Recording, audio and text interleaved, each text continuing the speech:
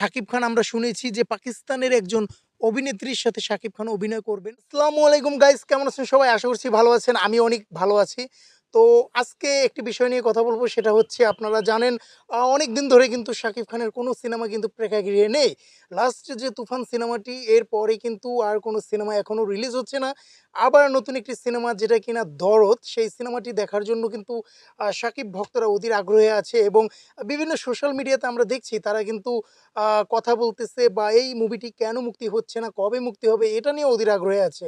সবশেষ যে খবরটি আমরা জানতে পেরেছি, সেই খবরটি হচ্ছে যে অনন্য মামুন একটি ঘোষণা দিয়েছে সেপ্টেম্বরেই মুক্তি পাবে এই দরদ মুভিটি। তো সেপ্টেম্বরের যে কোনো একটি ডেটের ভিতরেই মুক্তি পাবে। ইভেন সাকিবিয়ানদের নিয়ে তিনি একটি বড় সেমিনার করবেন, সেখানে সাকিবিয়ানরা উপস্থিত থাকবেন এবং সেখানেই কিন্তু সেই দরদ মুভিটির কিন্তু রিলিজ যে ডেটটি সেটা জানিয়ে দেওয়া হবে।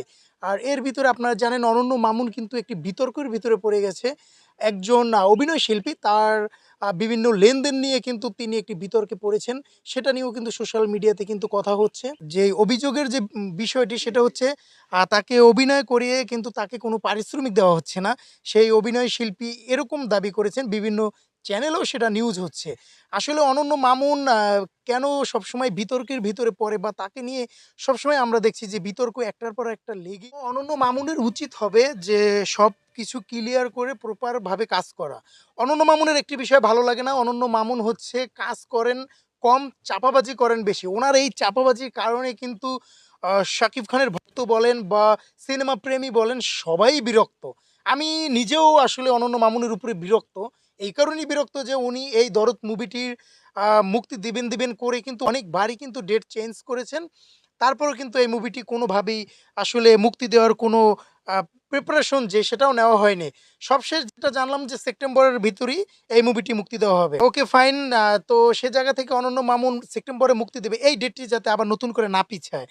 আর সবশেষে যেটা বলব, যে শাকিব খানের সিনেমা মানেই দর্শকদের একটা হৈ হুল্লোড় থাকে বা দর্শকরা সিনেমা হলে আ আপনারা জানেন যে হুমড়ি খেয়ে পড়ে। এখন বাংলাদেশে কিন্তু বাংলাদেশে আপনারা জানেন যে এই ছাত্র আন্দোলন হলো, সেখান থেকে সরকারের পতন হয়েছে। তো সেজন্য কিন্তু সিনেমার বাজারটা এই মুহূর্তে পড়ে গিয়েছে। আর নতুন কোনো সিনেমাও কিন্তু মুক্তি পাচ্ছে না।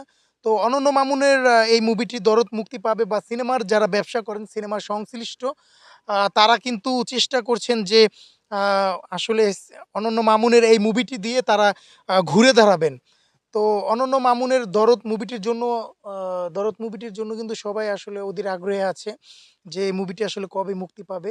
তো আমরাও যারা সাকিবিয়ান আছে বা শাকিব খানের যারা ভক্ত, তারাও কিন্তু সবসময় চেষ্টা করছে যে আসলে কবে শাকিব খানের একটি মুভি মুক্তি পাবে। শাকিব খানের মুভি মানেই আসলে সুপারহিট বা শাকিব খানের মুভি মানেই দর্শকদের উপচে পড়া ভিড়। এইজন্য যে শাকিব খানের ভক্তরা আসলে সিনেমার পাগল বা সিনেমা দেখার জন্য যে আগ্রহ থাকে, সেটা কিন্তু আমরা বরাবরই দেখেছি। যেহেতু দেশের বর্তমান পরিস্থিতি ভালো না, আপনারা সবাই দেশকে ভালোবাসবেন বা দেশের এই পরিস্থিতি সামলে উঠলে আবারও সেই সিনেমার জয়জয়কার শুরু হয়ে যাবে বা শাকিব ভক্তরা যারা শাকিব খানকে যারা ভালোবাসে, তারাও সিনেমা হলে আবার ফিরে আসবে। সিনেমা হলে হৈ, হৈ, রই, রই, সেই যে আমাদের যে যেভাবে আমরা সিনেমা দেখি বা আমাদের যে আশা আকাঙ্ক্ষা সেটা আবারও পূর্ণ হবে। আমরা আসলে আরো যে বিষয়গুলো, যে শাকিব খান আমরা শুনেছি যে পাকিস্তানের একজন অভিনেত্রীর সাথে শাকিব খান অভিনয় করবেন, এমনটা শুনতে পেরেছি। ইভেন তিনি দুবাইতে কিন্তু যে গোল্ডেন যে ভিসা সেটা পেয়েছেন, দুবাই সরকার তাকে দিয়েছে। তো এই বিষয়টি হচ্ছে ওইভাবে আসলে আমরা ঘোষণাটি শুনেছি। তো এটা নিয়ে শাকিব খানের কোনো বড় কোনো সেমিনার হয়নি বাংলাদেশে, ওইভাবে উনি জানাইতে পারেন নাই। তার একটি কারণ, সেটা হচ্ছে যে বাংলাদেশের পরিস্থিতির কারণে কিন্তু উনি চুপ আছে। আর সবশেষ যেটা, ছাত্র আন্দোলনে শাকিব খানকে আমরা ওইভাবে সরব দেখি নাই। তবে শাকিব খান গুটি কয়েক পোস্ট করে জানান দিয়েছিলেন তিনি ছাত্রদের পক্ষে আছেন বা দেশের যে সার্বিক পরিস্থিতি, সেই পরিস্থিতির তিনিও অবজার্ভ করছেন।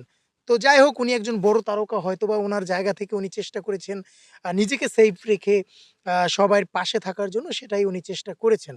আসলে দরদ মুভির পরে শাকিব খানের যে আরো যে মুভিগুলো হবে বা আরো যে মুভিগুলো হওয়ার কথা আছে, সেগুলো যাতে অচিরে হয় বা দর্শকরা যাতে দেখতে পারে, সেটার জন্য আমরা সকলেই আসলে ওয়েট করতেছি।